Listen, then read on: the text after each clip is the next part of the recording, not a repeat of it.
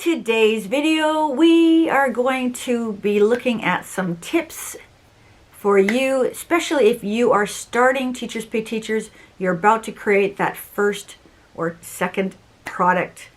And let me just give you a tip right now. You're going to make mistakes, and that's okay, because we've all done it and continue to do it. Stay tuned for the rest. Hey everyone, my name is Lorianne, and if you are new or returning, welcome. Here at It's All Primary, we talk teacher side hustles, and right now we're just doing a lot on Teachers Pay Teachers. Summer is here, and school is almost over. We made it through another pandemic school year, but let's just get into this. The summer is a popular time for people to start a Teachers Pay Teachers store. There are lots of things I could say, but I just thought I'm just going to give you some main ones, and I'm sure I'm going to miss some. I want to give you some tips to help you make this journey a positive experience for yourself. And in no particular order, number one is focus on quality, not quantity. Yes, later on down the road, you're just going to keep making products, but for now, you want your first couple products to be really high quality, because those products are going to introduce you to your future buyers. And if they are not of good quality, you're going to have a hard sell. So quality, quality, quality. And we're going to be talking about quality products in the summer here. So focus on quality. Take something that maybe you've already created for your class and see how you can amp it up so that even more people want to see it. So again, quality. And speaking of introducing yourself, if you are not sure what should be your first product or two, here's one recommendation. Let's look at what people are searching for. Because if people are searching for it, then the chances of your product being visible is much higher. Don't try and create some unique wording, unique thing that nobody's ever heard of yet. That's coming. But you want to create a product that people want. And if you're not sure, all you need to do is go to the TPT search, start typing in a keyword of the product that you're thinking of using or that you're thinking of creating, and see what pops up. In fact, that might help give you a little bit direction on the product that you're going to make. Now, when you are making your first freebie, sort of the general rule of thumb is you don't want to make it too big, because this is free. So you might want to consider no more than 10 pages of actual content. If you go to my store and look at my freebies, most of them are 2 to 3 pages. The one that gets downloaded the most, it's got about, 2,000 or 3,000, I can't remember, I don't even know the number. It's got a couple thousand downloads. I think it's 1 page. But it's something people wanted, that people are looking for. So your first product is a freebie. That's required by Teachers Pay Teachers. Maybe make that second product in the same lines as the first product. And what you're in essence doing is creating for yourself a niche. Now, a niche or niche, depending on where you live, is a subject, maybe a grade, and you don't have to, you're not locked into it. But you're introducing yourself as an expert or an authority on whatever this is. So for example, I do primary math. So most of the math resources that I have in my store are K-2. There's the odd grade 3, but really they're K-2. And what I made the decision to do was just focus in on K-2 math. There's lots of other things I like, and during this next year I'm going to be doing some other things, but really I want people, when they think of It's All Primary as a store, that they're thinking, oh, she's got primary math.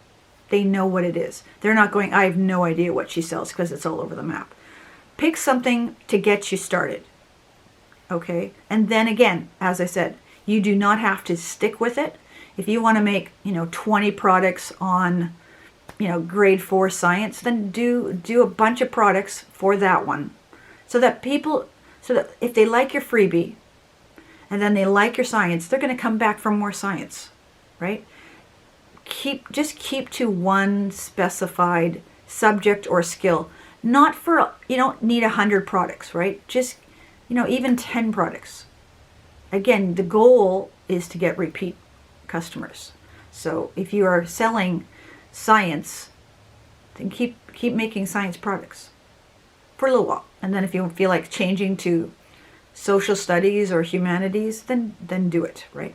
When you're creating products, if you are brand new to creating products, you want to be using either PowerPoint or Google Slides. Google Slides is free. PowerPoint, do not use your school account, please. But PowerPoint costs some money. And if you're going to use PowerPoint, use a business version of PowerPoint. Again, and this goes into the next tip. You are about to start a business. This is not going to be free. It just isn't. I'm going to show you some ways in a couple videos of how to cut expenses and how you can do some things for free. But actual running of a business is not free. There is always going to be a cost somewhere. It might be a cost in choosing not to do a premium membership on Teachers Pay Teachers as opposed to a basic, which is free, but it's going to cost you in fees, right? There's always something when it comes to money. So again, we're going to be looking at that in the coming videos. I'll show you free versions, but then I'll show you some more versions that have a little bit of a price tag to them. Next tip, when you are making your product, make sure you're putting a copyright on everything that you're making. Whether you're making task cards, whether you're making just worksheets, whether you are making a novel study, whatever it is, make sure your copyright is on them. What is a copyright? It's a little C with a circle around it, and then either you or your store name and maybe even the year that you created. So for example, if your store's name is Primary Pals, you would put the copyright symbol, and I'll put the on how to do it on the Mac and the PC.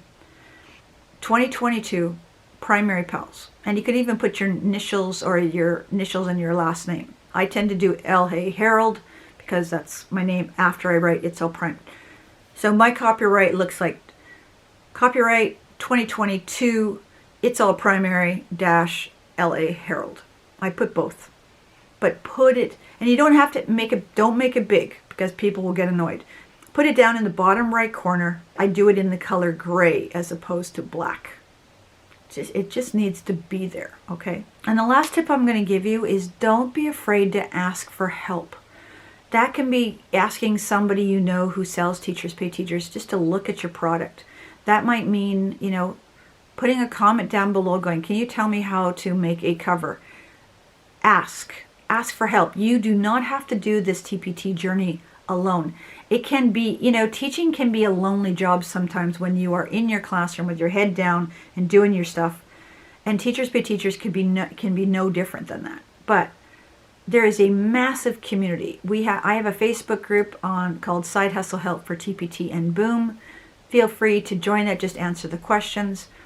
There are other really good Facebook groups out there. There are some Instagram accounts that you can follow. There are TPT YouTube channels that you can subscribe to and get help and watch tutorials. So there's lots out there for you. If you know what, I look back fondly on my first year, which was only a couple years ago, really, and I met people right away, and I think that's what helped me. Starting your own business on the side, you might not get support from your family. There are people out in the world that will be happy to help you and support you. Join a Facebook group or two. If you need some ideas for Facebook groups, pop down a message below. I'll give you some Facebook groups that you can consider joining. There, you can send me an email, DM me on Instagram. Like I said, I am more than happy to give you suggestions. And if you're looking for a particular tutorial on something, again, I'll either send you a link to a video if it already exists, or hey, might even make one. In the upcoming videos, I'm going to be talking through making resources finding free and quality clip art and fonts. The next coming video is going to be on Canva, which is a fantastic tool. You can get the free version, you can get the paid version, but I'm going to show you some cool features that you can do in Canva for your Teachers Pay Teachers business. So wherever you are in the world, I hope you and your family are staying safe, being healthy, and we'll catch you in that video or that playlist. See ya.